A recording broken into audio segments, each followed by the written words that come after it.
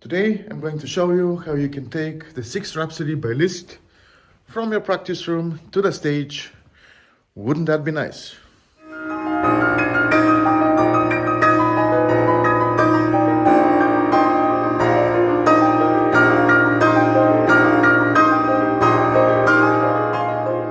Hello everyone, my name is Martin Ivanov and welcome to another video of World of Piano.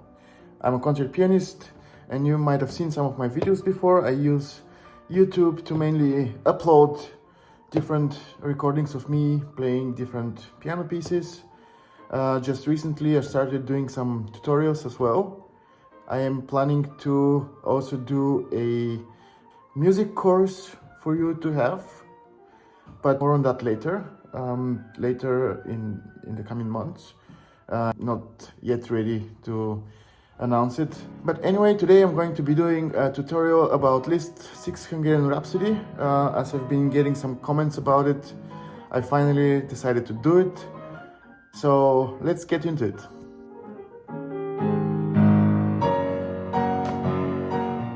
Before we start, let me make sure I can give you some ideas.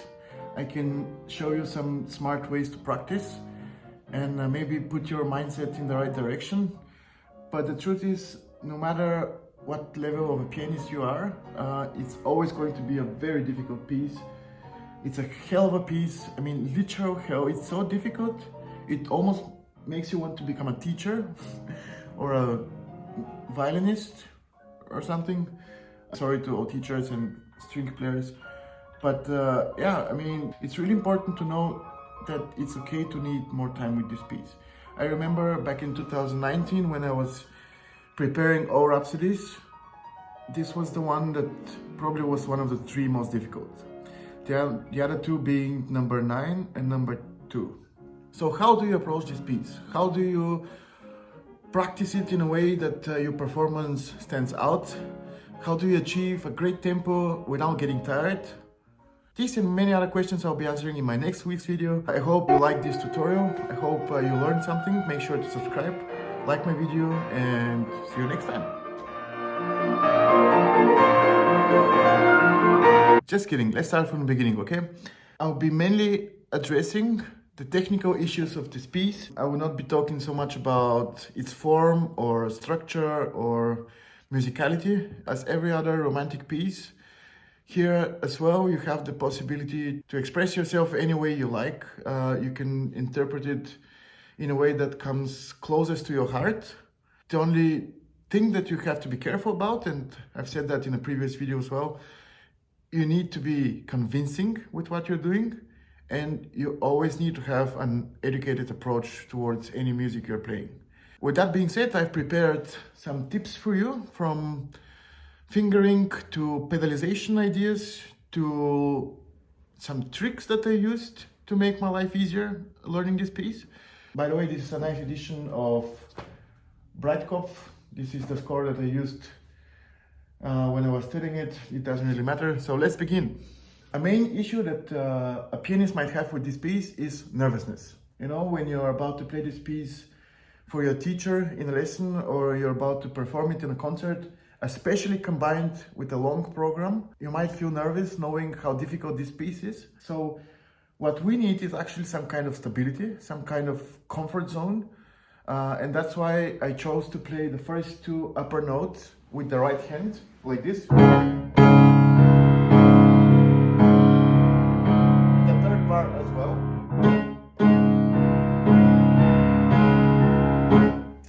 This balances the power of my body in a way that really helps me feel more comfortable in front of the piano. It prepares me better for what's coming, and although it might not seem like a great advice, it helped me a lot staying in my comfort zone.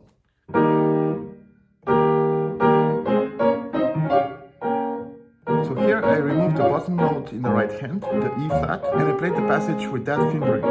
No one in the world would hear that you're missing the E flat, and in this way the fingering makes a lot of sense and it allows you to keep the flow of the music. Also for this place over here, I removed 2 of the notes in the left hand, the A flat and the B flat. You can decide for yourself if you want to try it. No one would hear it.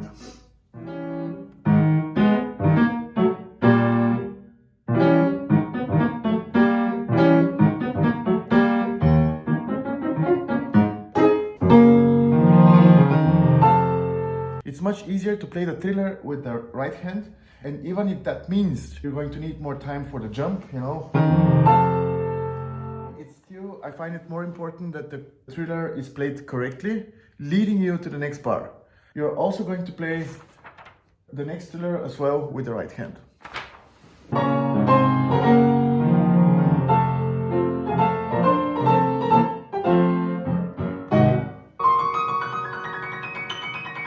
This passage is not the most comfortable one. So what you can do is take a little bit of time going up and then continue for as long as you can going down until you split the passage into two hands and make the big accelerando and crescendo towards the end of it.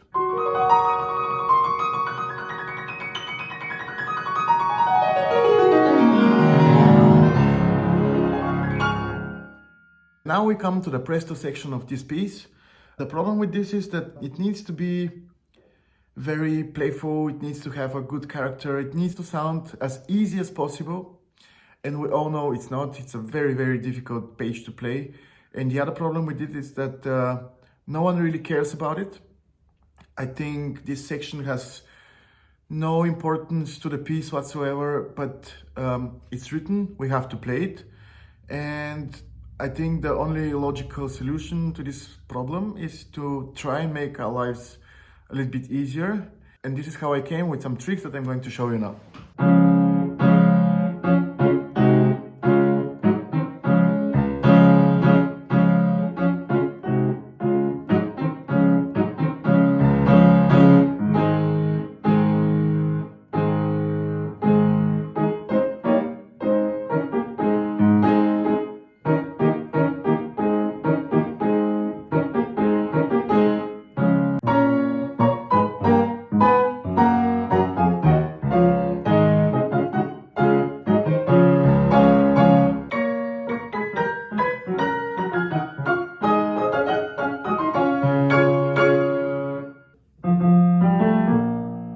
Now we come to one of the most beautiful sections of a piece ever written. It's so beautiful, don't rush it, enjoy it. It's a middle part that connects the beginning with the only part that everybody's actually waiting to hear, the octaves. Try to create a story about what you think might be happening while this part is playing. It might be about a Hungarian gypsy love story, or it might be about a monologue of an old clown who tells how he dedicated his whole life to make other people smile and laugh, but at the end of his life, he's left all alone and miserable. I don't know, I'm not much of a storyteller. You come up with something that will give life to this part of the piece. This is your chance to be a real magician on the piano. Use it.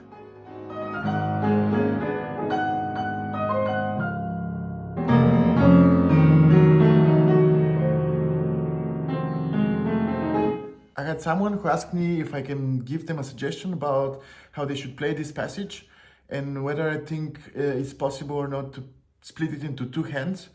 So let's see. First of all, I think whenever you have a passage like this with Liszt, you should be looking for patterns, groups of notes that repeat.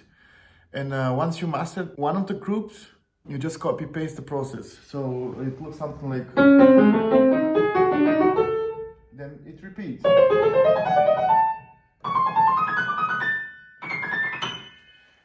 Another thing that I would suggest is that whenever you have such passages, you start slower and louder, and then you go faster and lighter, just like that.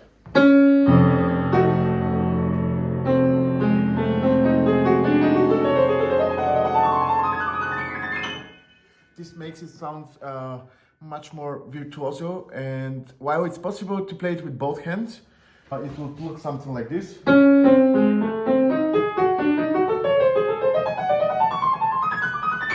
First two notes with the right hand, and the next four with the left.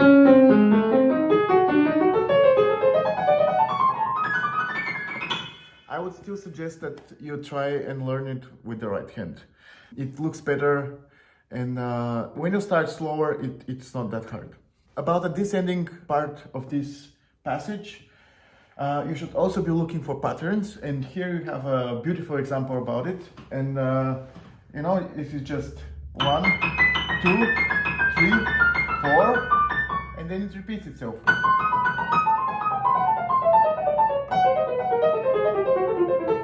You should practice this by, for example, combining every 2 notes into intervals.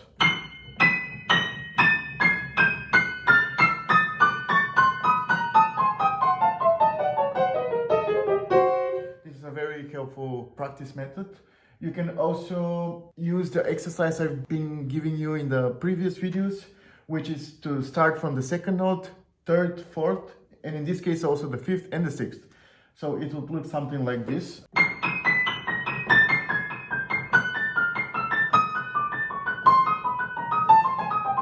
If you start from the 2nd, you can start from the 3rd.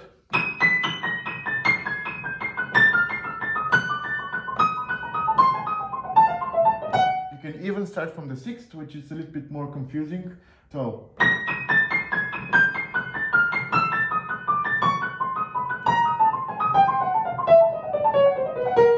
I just find these kind of exercises very entertaining.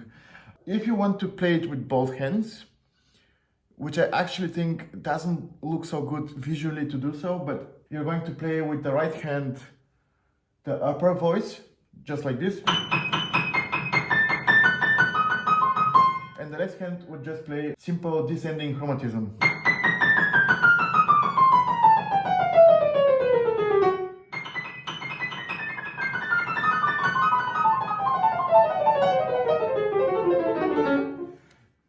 It's possible, but I wouldn't recommend it.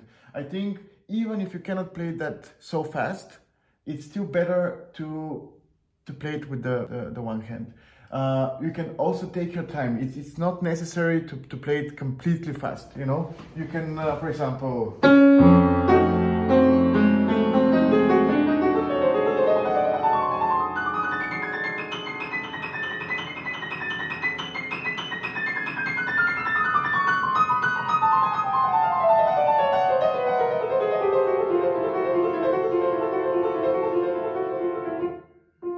You can still take your time and it is still going to sound very nice. So I hope this helps you. Let's move forward. So here come the octaves. I would say that this is the beginning of this section is still where you want to be as calm as possible, because nothing extremely difficult is yet happening, and you should really try to create a simple and playful character. I would, for example, take my time for each of these syncopations.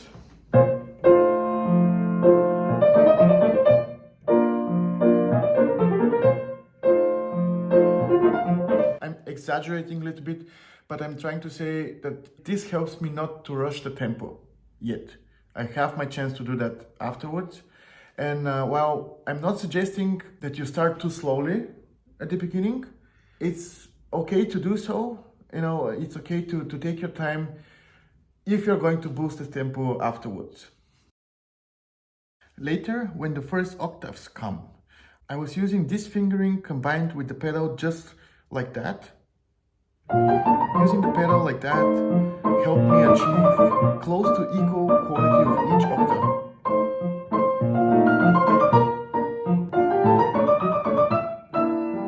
Now let's get to the interesting part. And by interesting, I mean the very, very, very difficult part of this piece. I mean, or maybe it's just difficult for me, in which case I should be watching a tutorial about it and not creating one.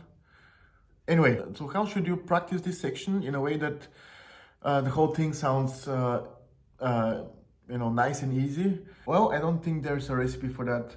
I know I needed one when I was learning this piece. Still, I've come up with some ideas that I'm going to show you now, so you might consider some of them for yourself. Start by practicing the octaves in a slow enough tempo, which allows you to imitate a legato only with your fingers without using the pedal. This will allow you to develop much greater quality and control over each octave you play. If you practice it long enough, you should notice the octaves getting lighter and faster over time. This is the best way to practice such sections. Every time you have a piece with a lot of octaves, for example, well, I have the scores here as well. So here's the 4th Rhapsody. You practice it the same way, no pedal.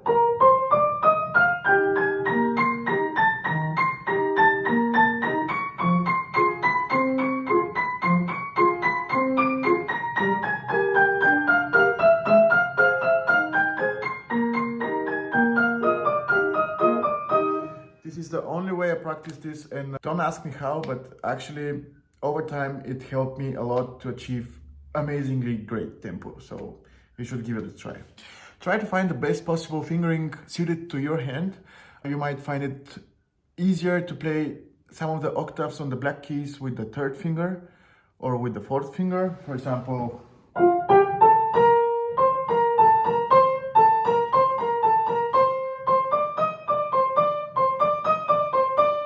when you have a whole bar of repetition, try and relax your hand. You can try making some movements up and down, for example.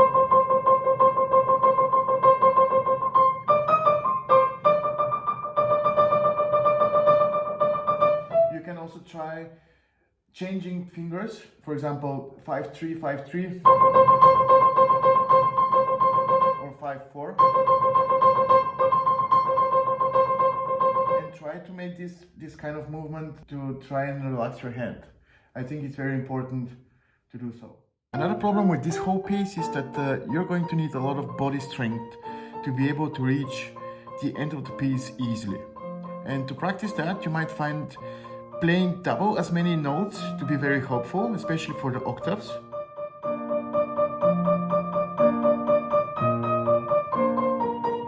It might not be the most effective way to practice octaves, but actually Liszt himself was teaching his students to repeat each octave 20 to 40 times. Can you imagine? You know, just playing.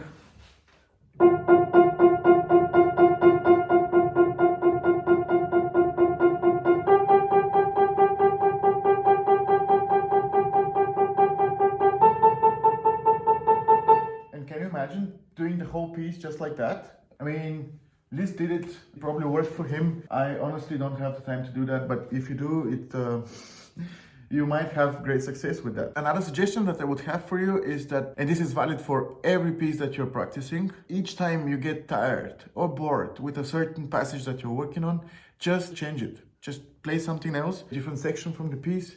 This will keep your brain concentrated and it's going to help you think more clearly. Now the time for a big secret has finally come. I've been using this forever, and although I cannot give you a scientific explanation about how it works, I can only tell you that it works. Each time you're playing a very difficult passage with one of your hands, while the other one is playing something that is not that difficult, just think and even look only at that hand which is playing the easier part. Does this make sense to you? This concentrates your brain to be busy looking at the hand that is not playing the difficult passage, and it makes the other hand, which is actually playing the difficult things, wow, I'm saying difficult a lot, it makes it fly. I promise you, it won't work the first time you try it, but in the long term, it's going to make wonders with you. So you might as well think about it and just like many things that I'm suggesting, do some experiments and see if they work for you. I really like to play this little cadenza-like passage because for me, and maybe for you as well, it's a very crucial part of the piece. At this point, you're probably dead or you're getting there. And I play this because, first of all, it gives me the chance to relax and gain much needed energy to be able to do the rest of the piece. And the second reason is that it's a great show off. People listening to you will be amazed that you're playing this difficult piece, and even so, you're adding additional passages that sound extremely difficult.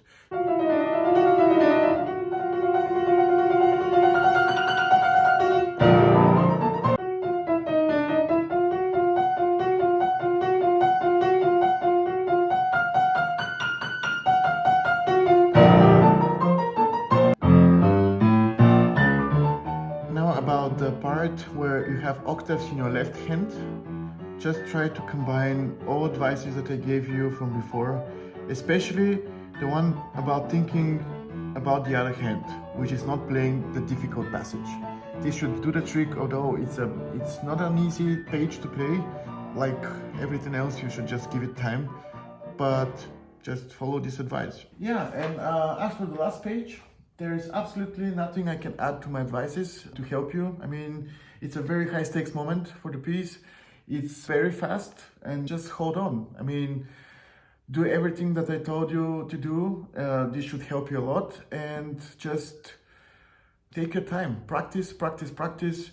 This is a piece that I think is very ungrateful, and with ungrateful, I mean, it's a piece that you master, you grind every day, and the moment you take a break from it, you need to start from the beginning. I mean, it's so difficult to play. And I remember this was the only Rhapsody that I had to practice for a long time, then leave it for a long time, then come back to it again, and then leave it again, and then play it again one more time.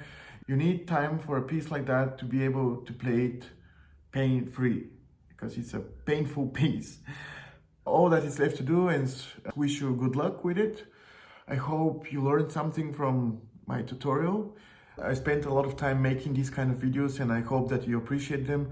And I hope if you're not subscribed, you're going to subscribe to my channel, you're going to like and maybe share the video. This would certainly motivate me to do many other videos as well. And also, before I forget, I would like to announce that in July this year, I will be making a sight reading month, in which I'll be uploading a new piece every day for the whole month. And I don't know, let me know if you think that's a good idea. I made a post about it. You can write me your suggestions for a piece. So anyway, that will be all for today. Thanks for watching, and see you next time.